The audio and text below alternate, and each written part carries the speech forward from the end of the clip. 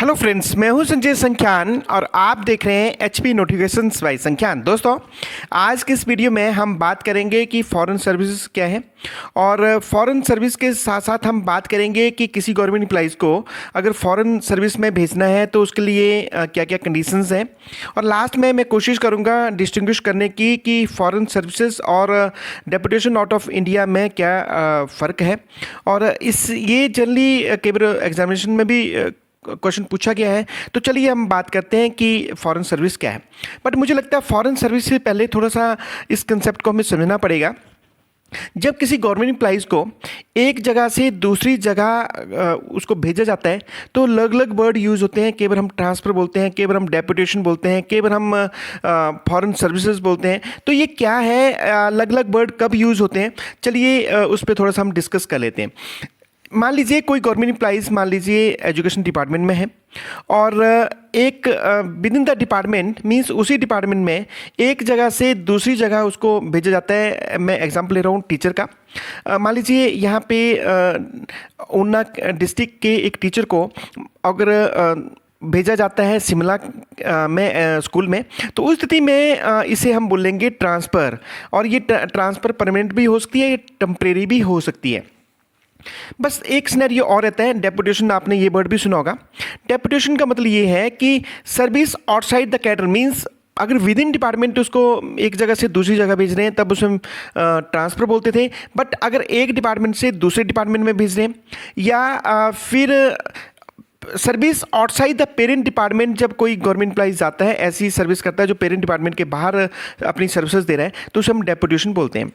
Teacher जो education department Una में लगे हुए थे स्कूल में किसी में, और अगर मान लीजिए उनको ट्रांसफ़र कर दिया जाता है ऊना के ही हेल्थ डिपार्टमेंट में, क्योंकि हेल्थ डिपार्टमेंट में भी मैं ये मान के चल रहा हूँ कि मान लीजिए वहाँ पे कोई एजुकेशन पर्पज़ के लिए उनको वहाँ पे भेजना है, तो उस स्थिति में उसको हम ट्रांसफ़र नहीं बोलेंगे, उसको बोलेंगे डेपुटेशन। मींस जब एक डिपार्टमेंट से दूसरे डिपार्टमेंट में गवर्नमेंट एम्प्लॉइज जाता है तो उसे हम बोलेंगे डेपुटेशन।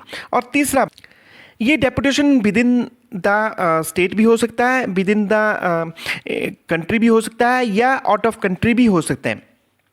अब मैं बात करूंगा deputation out of country. Deputation out of country का मतलब ये है कि मान लीजिए जब किसी गवर्नमेंट एम्प्लॉइज़ को आउट ऑफ कंट्री प्रेजेंट करने के लिए भेजा जाता है on the behalf of department, तो उसे हम बोलेंगे डेपुटेशन आउट ऑफ इंडिया। फिर अब लास्ट में हम बात करेंगे फॉरेन सर्विस क्या है।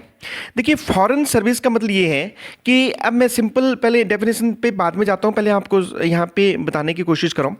ये टीचर जो एजुकेशन डिपार्टमेंट ऊना में किसी स्कूल में थे लगे हुए, अगर मान लीजिए इनको जो यूनिवर्सिटी है शिमला की, अगर यूनिवर्सिटी में ट्रांसफ़र किया जाता है तो क्योंकि यूनिवर्सिटी ऑटोनमस बॉडी है, उसके अपने ऑन सोर्सेज हैं, ग्रांट एड मिलती है उसको रन करने के लिए।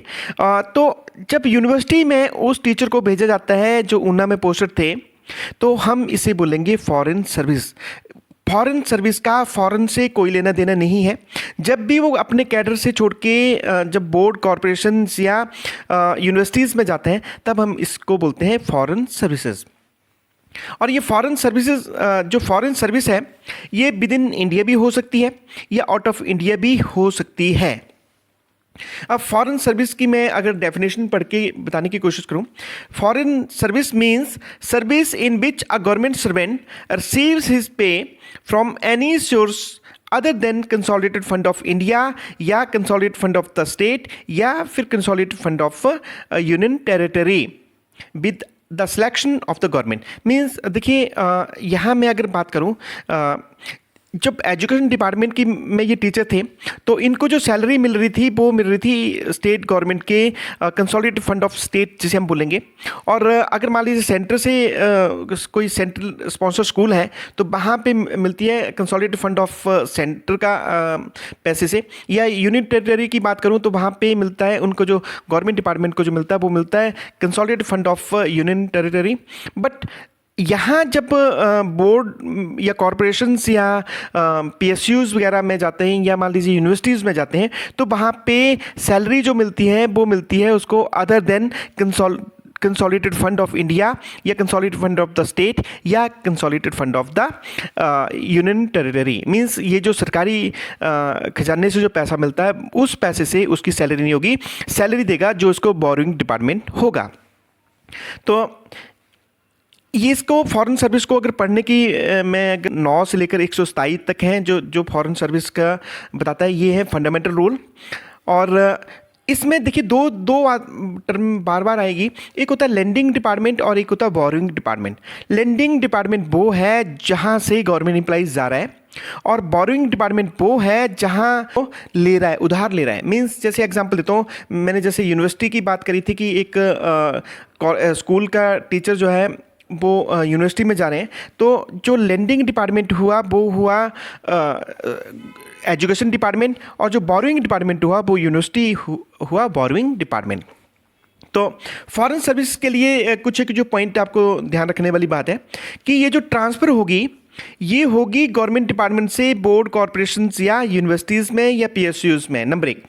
और ये जो ट्रांसफ़र होगी ये कैडर से एक्स कैडर में। एक्स कैडर मीन्स अपने कैडर को कोई गवर्नमेंट एम्प्लॉइज छोड़ के जाते हैं दूसरे कैडर में, तो उसे हम बोलते हैं एक्स कैडर। और इसमें जो सैलरी दी जाती है वो सैलरी जो पेरेंट डिपार्टमेंट है वो नहीं देता, बल्कि इस जो सैलरी देगा वो देगा जो बोरोइंग डिपार्टमेंट है। बोरोइंग डिपार्टमेंट मीन जिस भी डिपार्टमेंट में गवर्नमेंट एम्प्लॉइज जा रहा है वो डिपार्टमेंट ही उसकी सैलरी या जो भी उसके अलाउंसेस हैं या जो उसकी लाइबिलिटीज़ हैं वो सारी की सारी गवर्नमेंट एम्प्लॉइज की वो देगा। उसके बाद ये जो सैलरी पे की जाती है इस गवर्नमेंट एम्प्लॉइज़ को, ये होती है other than consolidated fund. Means ये जो सरकारी खजाने से पेमेंट नहीं होगी। ये जो बोरिंग डिपार्टमेंट है वो अपने ऑन सोर्सेज से इस गवर्नमेंट एम्प्लॉइज़ की सैलरी या अलाउंसेस वगैरह पेमेंट करेंगे। और ये जो टेम्परेरी ट्रांसफ़र होती है, जब भी कोई फॉरेन सर्विस में कोई गवर्नमेंट एम्प्लॉइज़ आता है, ये टेम्परेरी होता है, परमानेंट कभी भी नहीं हो सकता। फिर अब इसकी मैंने बात करी थी, ये तो था सिंपली कि फॉरेन सर्विसेज क्या है। अब हम बात करेंगे कि इसके लिए कंडीशंस क्या हैं कि गवर्नमेंट एम्प्लॉइज़ को अगर फॉरेन सर्विस में अगर भेजना है या ट्रांसफ़र करना है तो उसके लिए कंडीशंस क्या हैं। तो देखिए सबसे पहली कंडीशन तो ये है कि no government servant may be transfer to foreign service against his bill.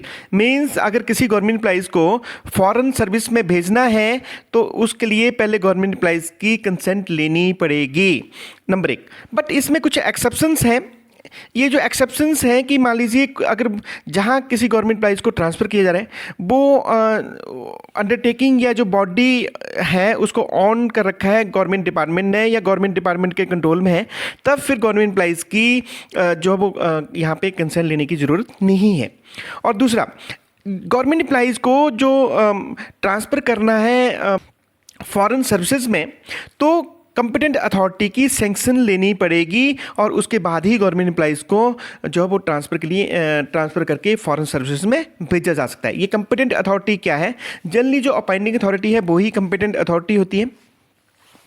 तीसरा, ये जो duty in the foreign service should be such as required to be perform by the government servant. Means ये be so excessive as to make foreign services more attractive than the government service. Means जो term and condition देखिए, जब भी एक lending department और borrowing department government employees को ले रहे हैं तो उस स्थिति में एक टर्म एंड कंडीशंस बनती है कि कौन सी टर्म एंड कंडीशंस रहेंगी, क्या क्या अलाउंसेस रहेंगे, क्या पेमेंट होगी, वो सारा एग्रीमेंट बनता है। और उस टर्म एंड कंडीशन में ये जो फॉरेन सर्विसेज हैं इतनी अट्रैक्टिव भी नहीं हो जानी चाहिए ताकि हर गवर्नमेंट एम्प्लॉइज़ वहाँ पे जाना चाहे। और फिर क्या होगा कि फिर गवर्नमेंट डिपार्टमेंट से सारे जितने भी एम्प्लॉइज़ हैं उनका इंटरेस्ट रहेगा फॉरेन सर्विसेज में। तब ये बताया गया कि services should not be more than attractive than the government services. If foreign services involve duty and responsibility of the greater importance, pay should be fixed with reference to such duties and status of the official. Means ये अगर मान लीजिए duty and responsibility कुछ ज़्यादा हो रही है तो उस स्थिति में उसकी सैलरी को उस प्रोपोर्शनल जो है वो बढ़ाया भी जा सकता है। The intention to grant any concession और of pecuniary value must be specify in the term of foreign services. Means जो उसको कंसेशन दिए जाने हैं या जो कोई उसको परक्यूट दिए जाने हैं वो सारे के सारे जो हैं वो फॉरेन सर्विसेज के लिए मैंने बताया जो टर्म एंड कंडीशंस होती हैं उसमें ये प्रॉपर्ली मेंशन किए होने चाहिए। नेक्स्ट देखिए, जब गवर्नमेंट एम्प्लॉइज़ को अपने अपने डिपार्टमेंट में चार्ज रिलिंग्विश करके दूसरे डिपार्टमेंट में जाना है तो उसको ज्वाइनिंग टाइम जाने का और वहाँ से जब वापस आएगा तो आने का, ये बोथ जो ज्वाइनिंग टाइम है ये भी दिए जाएंगे। और ये कौन देगा? ये देगा बोरोइंग डिपार्टमेंट। टीए भी मिलेगा जाने आने का, जब वो रिलिंग्विश कर देगा चार्ज अपने पेरेंट डिपार्टमेंट से और वहाँ ज्वाइन करेगा तो आने जाने का किराया भी जो बोरोइंग डिपार्टमेंट है वो ही बोर्न करेगा। फिर उसके बाद पे मैंने बोला कि जो पे है वो दी जाएगी जो बोरोइंग डिपार्टमेंट है या जो फॉरेन सप्लायर है वो ही इसकी जो पेमेंट जो है वो उसकी पे की करेगा। और ये पेमेंट कब से होगी? ये पेमेंट होगी जिस दिन से उसने चार्ज रिलिंग्विश कर दिया। ज्वाइन, हालांकि हो सकता है कि देखिए उसने गवर्नमेंट एम्प्लॉइज़ ने चार्ज रिलिंग्विश आज कर दिया और हो सकता है ज्वाइनिंग 2-4 दिन उसको ज्वाइन करने में लग जाए, बट उसकी सैलरी आज अगर उसने चार्ज यहाँ पे गवर्नमेंट डिपार्टमेंट में रिलिंग्विश कर दिया तो आज से ही उसकी जो सैलरी की पेमेंट आज के बाद जो वो पेमेंट की सैलरी की पेमेंट जो करेगा वो करेगा बोरोइंग डिपार्टमेंट या जो फॉरेन एम्प्लॉयर है। नेक्स्ट, कोई भी ग्रेजुटी या पेंशन गवर्नमेंट एम्प्लॉय तब तक नहीं ले सकता without the sanction of the government. Means अगर उसको ग्रेजुटी लेनी है या पेंशन लेनी है तो वो तभी ले पाएगा, उसके लिए पहले उसको टेकअप करना पड़ेगा मैटर गवर्नमेंट डिपार्टमेंट के साथ, तभी वो ले पाएगा। Without the sanction of the government ये ग्रेजुटी और पेंशन जो है वो गवर्नमेंट एम्प्लॉइज नहीं ले सकता उस डिपार्टमेंट से। फिर उसके बाद आती है बात एचआरए की। तो देखिए एचआरए मिलता है जहाँ पे गवर्नमेंट एम्प्लॉइज रह रहा है वहीं का ही उसको स्पेसिफिक एचआरए मिलता है। तो यहाँ बताया गया है कि अगर मान लीजिए जब फॉरेन सर्विस में जा रहा है, फॉरेन सर्विस मैंने क्लियर कर दिया, अब कन्फ्यूजन नहीं होना चाहिए। फॉरेन सर्विस मीन्स जब बोर्ड कॉरपोरेशन या यूनिवर्सिटीज़ में जा रहा है, चाहे वो विद इन इंडिया ही है, तब भी हम उसको फॉरेन सर्विसेज बोलते हैं। तो जब एचआरए की मैं बात करूं तो एचआरए क्या होगा कि जहां गवर्नमेंट एम्प्लॉइज रह रहा है वहीं का एचआरए मिलता है। तो ये भी सारे का सारा जो टर्म एंड कंडीशन में उस टाइम डिसाइड हो जाता है जब गवर्नमेंट एम्प्लॉइज को बोरो करता है जो फॉरेन एम्प्लॉयर। इसके बाद लीव जो एलटीसी है, एलटीसी भी कौन देगा? वो ही देगा जो बोरोइंग डिपार्टमेंट है। जो लेंडिंग डिपार्टमेंट है वो कोई भी लायबिलिटी जिस दिन उसने गवर्नमेंट एम्प्लॉइज का चार्ज रिलिंग्विश कर दिया उस दिन के बाद उसकी लायबिलिटी खत्म हो जाती है। फिर जो गवर्नमेंट एम्प्लॉइज की लायबिलिटी बनती है, जो भी उसको पेमेंट देनी है या जो भी उसके अलाउंसेस हैं, एचआरए है, एलटीसी है या लीव एनकैशमेंट, वो सारी की सारी जो है वो लायबिलिटी बन जाती है बोरोइंग डिपार्टमेंट की। Next, the whole expenditure in respect of any compensatory allowance for the period of leave in or at the end of the foreign service shall be borne by the foreign employer। Mean जितने भी allowances हैं, compensatory allowances हैं, ये सारे के सारे foreign employer ने ही beer करने होते हैं। Next, payment. देखिए ये दो टाइप की जो पेमेंट है जो सैलरी के साथ साथ गवर्नमेंट एम्प्लॉइज़ की बिहाफ पे जो फॉरेन एम्प्लॉयर है या जो बोरोइंग डिपार्टमेंट है उसको देने पड़ेंगे। नंबर एक तो होता है कंट्रीब्यूशन टुवार्ड द पेंशन और दूसरा होता है contribution toward the leave salary. इसको मैं अगली स्लाइड में डिस्कस करता हूँ। If government servant transfer to foreign service is on leave, means अगर मान लीजिए कोई गवर्नमेंट एम्प्लॉइज छुट्टी पे है और उसको फॉरेन सर्विस के लिए जो है वो उसको ऑर्डर हो जाते हैं, ट्रांसफ़र ऑर्डर हो जाते हैं, तो ये माना जाएगा जिस दिन ऑर्डर हो गए कि उसकी जो लीव है वो ख़त्म हो गई है और उसको अपना जो है वो वहाँ पे इमिडिएटली जहाँ पे भी उसको ट्रांसफ़र किया गया है वहाँ पे उसको ज्वाइनिंग देनी पड़ेगी। और जो मेन चीज़ जो ध्यान रखने वाली बात ये है कि जब गवर्नमेंट एम्प्लॉइज़ को फॉरेन सर्विस में भेजा जाता है तो वो हालांकि काम फॉरेन सर्विसेज में ही करता है, मींस बोर्ड कॉरपोरेशन या यूनिवर्सिटीज़ में ही कर रहा है, बट जो उसका लियन है वो पेरेंट डिपार्टमेंट में ही रहेगा। अब बात आती है कि मान लीजिए वो कोई टीचर था, मैंने बताया कि किसी स्कूल में उन्ना के किसी स्कूल में कोई टीचर था, उसको ट्रांसफ़र कर दिया यूनिवर्सिटीज़ में। अब यूनिवर्सिटी में उसको वहाँ पे वो काम कर रहा है, बट मान लीजिए यहाँ पे उन्ना में उसका जो जूनियर है, टीचर का जो इमीडिएट जूनियर है, उसकी प्रमोशन हो जाती है, तो क्या यूनिवर्सिटी में भी उसकी प्रमोशन होनी चाहिए? तो उसके लिए मैंने आपको बताया था प्रोफॉर्मा प्रमोशन या नेक्स्ट ब्रो रूल या NVRB इसे बोलते हैं। मैंने इस पर एक स्पेसिफिक वीडियो बनाई है कि जब गवर्नमेंट एम्प्लॉइज कैडर से एक्स कैडर में जाता है और उसके इमीडिएट जूनियर की प्रमोशन हो जाती है तो उसकी प्रमोशन कैसे होगी, उस वीडियो को जरूर देखना, यहाँ भी मैं लिंक दे दूंगा। तो मैं यहाँ पे डिटेल में इस पे चर्चा नहीं करूँगा। बोलूँगा, बट जब गवर्नमेंट एम्प्लॉय एक्स कैटेगरी में होता है, मीन्स जब फॉरेन सर्विस में होता है, तो उसकी भी प्रमोशन जो है वो प्रोफॉर्मा प्रमोशन हो जाती है, और हालांकि वो रहता वही है जहाँ पे वो फॉरेन सर्विस में है, बट उसकी प्रमोशन भी हो जाती है। उसके बाद while government servant is transfer to the foreign service, तो दो टाइप के कंट्रीब्यूशन हैं जो बोरोइंग डिपार्टमेंट है उसको देने पड़ेंगे, जो गवर्नमेंट की लायबिलिटी है। नंबर एक, contribution toward the pension, means एक पेंशन का कंट्रीब्यूशन होता है, वो भी बोरोइंग डिपार्टमेंट जो है वो पर मंथ जो है वो काट के जो है वो यहाँ पे जो लेंडिंग डिपार्टमेंट है उसको देगा। नंबर एक। दूसरा, contribution toward the leave salary, जो लीव सैलरी का एक पोर्शन रहता है कंट्रीब्यूशन, वो भी जो लेंडिंग डिपार्टमेंट को बोरोइंग डिपार्टमेंट जो है वो हर महीने पेमेंट करता रहेगा। और ये जो लीव सैलरी की बात है ये तब होता है जब अगर विद इन द इंडिया ही वो फॉरेन सर्विस में ट्रांसफ़र होता है। अगर आउट ऑफ इंडिया जाता है तो उस स्थिति में या तो जो फॉरेन का जो एम्प्लॉयर है वो देगा, या उसकी बिहाफ पे गवर्नमेंट एम्प्लॉइज़ भी अपने लेवल पे जो कंट्रीब्यूशन लीव का दे सकता है, लीव सैलरी का। बट एक चीज़ ध्यान रखने वाली बात ये है कि गवर्नमेंट एम्प्लॉइज़ के पास ऐसी कोई राइट नहीं है कि वो बोले कि मैं लीव सैलरी का कंट्रीब्यूशन नहीं दूंगा, विदहोल्ड करना चाहता हूं, और ये जो मेरा क्वालिफाइंग सर्विस है फॉरेन सर्विसेज का उसको फॉरफिट कर दो, ऐसा राइट गवर्नमेंट एम्प्लॉइज के पास नहीं है। फिर अब लास्ट में बात आती है कि जो गवर्नमेंट सर्वेंट जब ट्रांसफ़र हो जाती है उसकी फॉरेन सर्विसेज में, तो उसके ये 3-4 चीज़ों पे केवल क्वेश्चन आ जाता है कि इंक्रीमेंट पे क्या होगा, प्रमोशन पे क्या होगा, लीव सैलरी पे क्या होगा, पेंशन पे क्या होगा। तो देखिए, जब भी गवर्नमेंट एम्प्लॉय ट्रांसफ़र होगा फॉरेन सर्विस में, तो जो इंक्रीमेंट उसकी लगती थी उस पर कोई चेंज नहीं होगा। जब जिस महीने में उसकी इंक्रीमेंट लगती थी उस महीने में उसकी इंक्रीमेंट लगती रहेगी, और जो इंक्रीमेंट का पैसा जो है वो भी जो बोरोइंग डिपार्टमेंट है वो ही उसको देता रहेगा। नंबर एक, प्रमोशन की बात है तो मैंने बता दिया कि परफॉर्मा प्रमोशन जो है वो उस गवर्नमेंट एम्प्लॉइज़ की भी हो जाएगी। इसके लिए मैंने बोला कि नेक्स्ट रूल की एक मैंने स्पेसिफिक अलग वीडियो बनाई है, उसको जरूर देखिए। तीसरा आता है लीव सैलरी। अगर इंडिया में है तो मैंने बताया कि जो बोरोइंग डिपार्टमेंट है वो लीव सैलरी का भी कंट्रीब्यूशन दे देता है, और अब्रॉड में है तो एम्प्लॉइज़ भी दे सकता है, या फॉरेन एम्प्लॉयर है अगर वो भी चाहे तो वो भी दे सकता है। बट गवर्नमेंट एम्प्लॉइज़ के पास ऐसी ऑप्शन नहीं रहती है कि वो बोले कि मैं इसको विदहोल्ड करना चाहता हूँ और जो मेरा क्वालिफाइंग सर्विस को ट्रीट ना कर दिया जाए, ऐसा उसके पास जो है वो राइट नहीं है।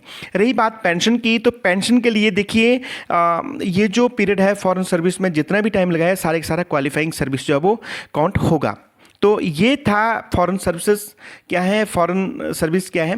तो अब लास्ट में मैं आपको बताना चाहूँगा कि foreign service out of India के ऊपर डिफरेंस आता है कि what is the difference between foreign service in out of India और डेपुटेशन आउट ऑफ इंडिया। तो डेपुटेशन तो आप समझ गए कि ये टेम्परेरी ट्रांसफ़र होगी, बट इसमें क्या होगा कि means sending a government servant temporary out of India for government duty either in connection with the post held by him in India or for special duty, ये होगा डेपुटेशन। और ये जो फॉरेन सर्विस है आउट ऑफ इंडिया मीन्स वो कभी किसी board corporation universities में या चला जाता है, मान लीजिए कोई यूनिवर्सिटी फॉरेन की है वहाँ पे चला जाता है कोई टीचर यहाँ से पढ़ाने, तो बट उस स्थिति में उसको हम फॉरेन सर्विस बोलेंगे यदि उसकी जो पेमेंट है, उसकी जो सैलरी है वो दी जाती है source other than consolidated fund of India, consolidated fund of state या consolidated fund of union territory.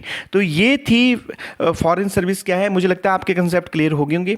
अगर still you have any query तो आप कमेंट बॉक्स में जरूर लिखें, ताकि मैं कोशिश करता हूँ हर कमेंट को पढ़ के उसका रिप्लाई देने की। इसी तरह की वीडियो देखने के लिए मेरे चैनल का नाम है HP नोटिफिकेशंस बाय संख्यान। अगर आप नए जुड़े हैं तो चैनल को सब्सक्राइब जरूर कर लीजिए, बेल आइकन है बेल आइकन जरूर दबाएं ताकि मेरी हर नोटिफिकेशन आपके पास पहुँचती रह सके। इसी तरह की वीडियो देखने के लिए keep watching HP notifications by Sankhyan. जय हिंद, जय हिमाचल। Thank you.